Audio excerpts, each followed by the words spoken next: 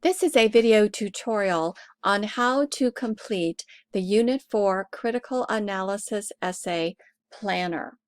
This is the pre-writing document that you will complete before you type your actual essay. To locate the planner, you're going to go to Unit 4 Critical Analysis Essay and look for the Critical Analysis Essay Planner. This is a Word document that you will need to download and then open so that you can actually type on it. If you do not have Word, you can view the document in the screen in D2L and record the same information on a Google Doc or whatever word processor you have. The planner is divided into the sections that you will have for your final essay. So you will have an introductory section, you will have a section on structure, a section on evidence, a section on language, a section on author credibility, and a final section on evaluation. The planner also has space for you to record the information for the additional source that you found to help you with your analysis and evaluation, and you would put that in this last section of the planner. The specific information that you plan to use from the source should be incorporated up here in whichever section of the essay you plan to use it. Okay, so let's go through each section of the form. The first section is the introduction, and it will be the first paragraph or potentially more than one paragraph if necessary to introduce your essay. For the planner, you would record the title of the article that I assigned, the author, the date, where it was published, what magazine, journal, or newspaper, and the URL or web address for that source. If you do not see it on the article itself, you would need to find that article by Googling the name of the article, finding it in that same source, and recording that URL. You will determine what the overall claim or point of the article is, and this should be explained in your own words. Do not quote something from the article. Please explain the author's claim in your own words. There is also space here for you to give a brief summary of the article. This should be somewhere in the neighborhood of 2 to 4 sentences to give the reader an idea of what was in the article. And then the ending of your introduction will be your overall thesis. Remember, this is your evaluation of the effectiveness of the article. So your thesis will be that this article was very effective, it was not very effective, or it was partially effective.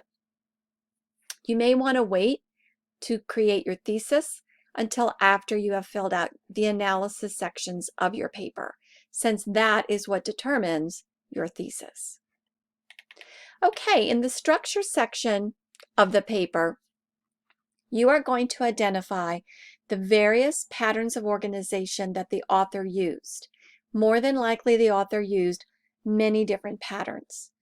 You have here briefly listed some of the patterns that we discussed in Chapter 6 of our textbook. And what you're going to do is look for examples of these different patterns. Please note either the page number or the paragraph number of the example. And for the example, you can just give a paraphrase or a brief description. If you need to quote, it should be very, very brief. You do not need to list every single example of a particular pattern of organization, but what you do want to do is fill in the chart sufficiently so that you can assess what sorts of patterns were used predominantly and what effect those patterns had on the impact of the author's point. This chart will expand when you type on it, and if you need additional lines, you can simply hit the tab key at the end of the last box, and it will insert a new row. So there is not a specific number of examples that you have to use. Use it as needed. Then you will answer the questions, which is your analysis of the structure. Was the structure a logical choice for the topic and the point? Did it work well for the evidence that the author presented? Did it flow well? Did it enhance understanding? Or was it so disjointed and moving from here to there and back and forth that the reader had a hard time following the author's logic? Okay, the next section is evidence. Here you're going to look for the supporting pieces of information that were used to support the claim. Again, you have here some of the kinds of evidence that you would be looking for that were discussed in Chapter 6. Again, you're going to find examples from the text, paraphrase when possible. If you do quote, make it very brief. You'll note the page or paragraph number of the example and the type of evidence. Again, the idea here is to get a sense for what kinds of evidence the author used, which kinds were used most, and ultimately what effect that had on convincing the reader of the author's claim. So again, this chart will expand when you type on it, and you can add additional lines by using the tab key. There are several questions here that you need to answer. One is whether the evidence that you've now analyzed is sufficient, relevant, and accurate. And think of all those terms separately and what they mean. And do these pieces of evidence support or detract from the author's claim? There's room here, of course, for you to expand your answer. I think this answer would take probably a couple of sentences or more. The next question has to do with the author's use of ethos, pathos, and logos. So explain which of these appeals the author used, give examples of them, and again, assess how the type of appeal either supported or detracted from the author's claim. The next question asks which type of evidence the author mainly used, so you can make that assessment, and what other evidence might have been more helpful. And then the last question is, are there any failures in logic or any fallacies? These were listed in Chapter 7. See what you can find. If you don't find any, then make that statement. All right, the next section is on language. So assess what the tone of the article is and give examples from the text.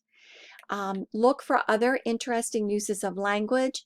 Think about connotation, emotive language, loaded language, figurative language, anything that stood out to you and what that language, what the effect of that language was on the reader. And then overall, looking at the author's specific use of words, of language, of word choices. How did that either support or detract from the author's claim? And then the next section is author credibility. You may need to do some background research to find out who the author is, the credentials of the author, whether the person is really qualified to write on this topic and should be respected. Here you would also talk about purpose, audience, author bias, author assumptions, and worldview. All of those terms should be discussed in this section. And then the final paragraph in your essay is your evaluation, which also is your conclusion. So looking at the total analysis of structure, evidence, language, credibility, how effective is the claim that the author makes? This evaluation should be the same as your overall thesis.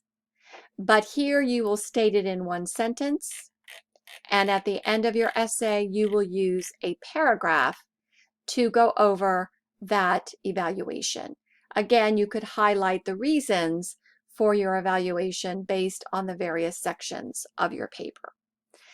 This paragraph does not have to be quite lengthy, but it should be at least 3 to 5 or more sentences. Again, you can list the information for your additional source here. Okay, hopefully that will help you as you are filling out the planner for your Unit 4 critical analysis essay.